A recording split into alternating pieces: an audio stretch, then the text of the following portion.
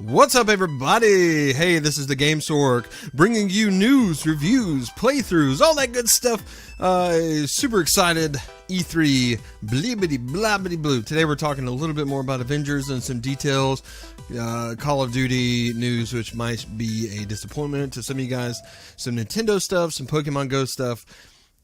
Yeah, we're going to be talking a little bit about a little bit of everything, okay? So, yeah, that's what's up. So, without further ado, let's let the intro speak for itself about a little, delivery goodness. Gamestork, delivering news, reviews, and playthroughs like a newborn baby. So, here we go. E3 is looming around the corner, lots of exciting things coming around, and one of the games I'm super excited about, especially being a Marvel nut, and I just have like the most hope for, even though we know nothing about it, is Marvel's Avengers. This is something to where I was like, okay, yes, I really hope this game has like character customization, so much so that maybe you create your own character to put in this world like you're joining the Avengers, and that way, they can create a game where you have yes, you're a customer, yeah, okay, yeah, because, that's what we're talking about here. So you can have character progression, customization, there you go.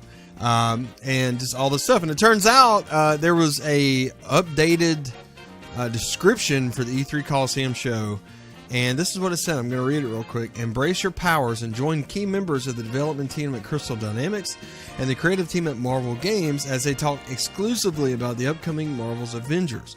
This is the defining Avengers gaming experience, an epic action adventure that combines cinematic storytelling with continuous single-player and cooperative gameplay. Moderated by Andrea Renee. There it is. Yeah! That's what I'm talking about. Andrea Renee. Yeah, I messed it up, and then I redeemed myself. Anyway, all right. So moderated by Andrea Renee, assemble in teams up to 4 players, master extraordinary abilities, and customize your heroes to fit your playstyle and combine powers to defend an ever-expanding world under constant threat. So what does this mean? This means, to put it simply, a whole lot and very little, because they haven't explained it. But what we do know is that there's hero customization coming, single and multiplayer, and also the focus in this game, which is coming from Crystal Dynamics, which means the people who made Tomb Raider, which is very story-based, character progression-based, both as character growth in the story and also gameplay. I have a lot of hope in that. That means that this is big. Now, will this be co-op multiplayer locally? I don't know. I don't know. But what I do know is the idea of getting into single multiplayer game about the Avengers, which I assume is not going to be exactly the same universe as the movies. I think it'd be a lot of fun. There's a lot of fun to be had. This universe is expansive. The worlds are great. The abilities will be awesome to be able to unlock and fly around cities and things like that if they do this correctly. And there's also tons of good stories that they could tell just endlessly from the comics about all these great characters. There's so many new characters that they could introduce who are somewhat less limited on their abilities, and you could play as those.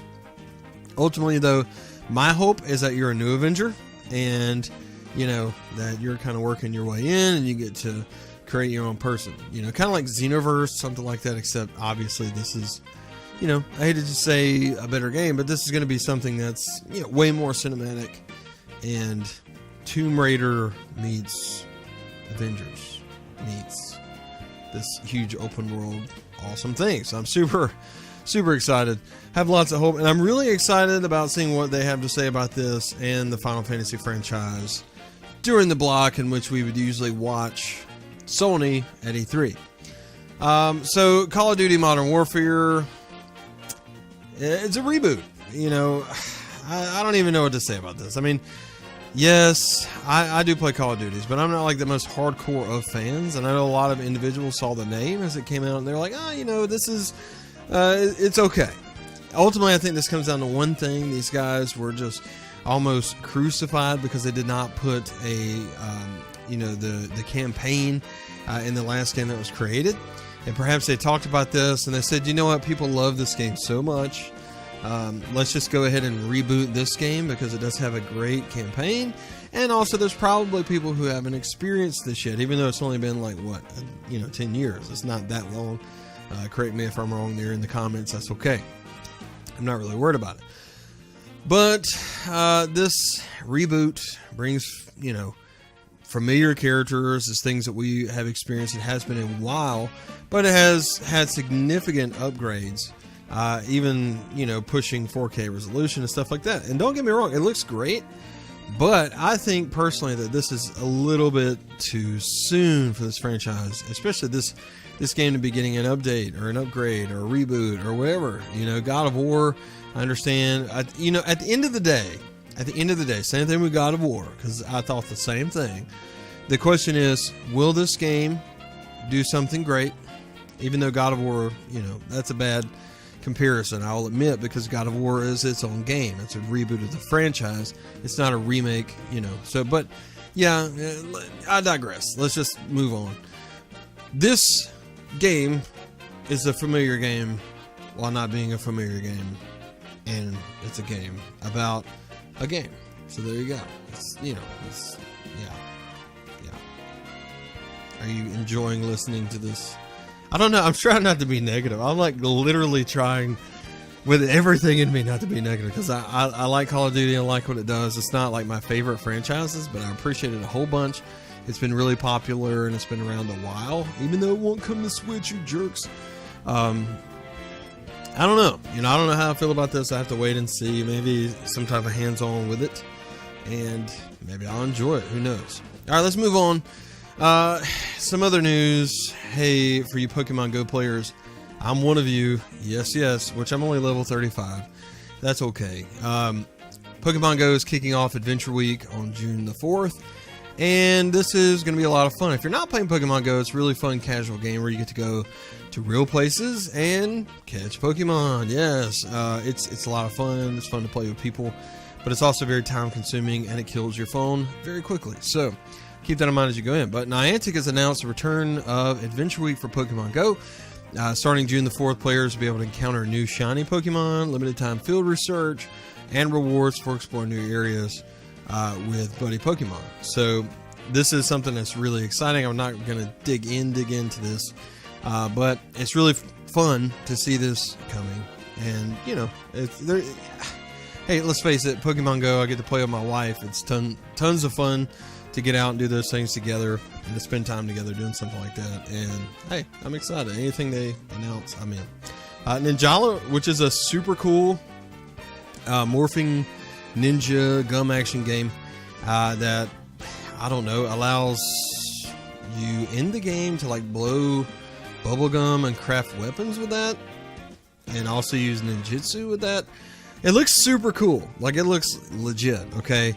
But it's been delayed to spring 2020, which stinks. But if it brings us more quality on the game, I'm okay with that. I think that would be perfectly fine. Yeah, it's going to be perfectly fine. I'm definitely going to play this. It looks like it's right up my alley. It looks fun, and that's what I'm after. I just want something that's fun. Big cinematic experiences are great, but ultimately, I want something that's super fun. Let's see. Bloodstain Ritual of the Night. This is going to let you play as Zangetsu for free after launch. That's pretty cool. Hey, yeah, I'm excited about that. We'll see how it goes. I've heard other individuals in the industry talking about it and saying that they really didn't have that much fun with this game. And I'm hoping that something happens between now and then so that I will. But who knows?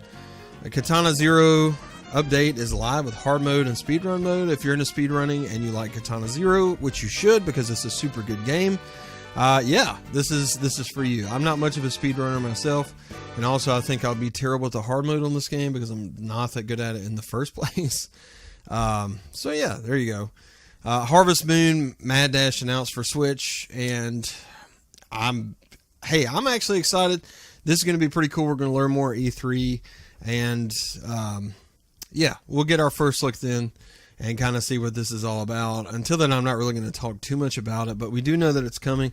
Harvest Moon is like the perfect game for us to see and play and get in, you know, E3, and hey, it's gonna be a lot of fun. So guys, that's pretty much what I got for you today. I would love to have like one twist story at the end, but I just don't. So that's fine. That's what's going on today. Ultimately, I'm really looking forward to Marvel's Avengers. I want to hear how you guys feel about that. If you're excited, what you think is going to come from the game once we see it, and do you think that Square Enix will live up to the hype? They have officially, you know, moved into the spot where Sony would traditionally present. And I know after last year, perhaps Sony's not too hard of an act to follow, but do you think Square Enix is going to do it? Do they have some amazing Final Fantasy game on top of this, where they're going to announce perhaps some new, obviously not Tomb Raider, right? Because the team's working on this, but yeah, we'll see. You know, I hope that they have some really big things, because why would they book that time if they didn't? Right? I don't know. Anyways, what I do know is anything is possible. If Robert Pattinson can screen test to be Batman, any freaking thing can happen. Let's just hope he doesn't glitter up the role and reveal that he is a very glittery vampire. Anyway, thanks so much for watching, guys. Be sure to like this video, also subscribe below, and you're totally awesome. I appreciate you, and we'll see you next time.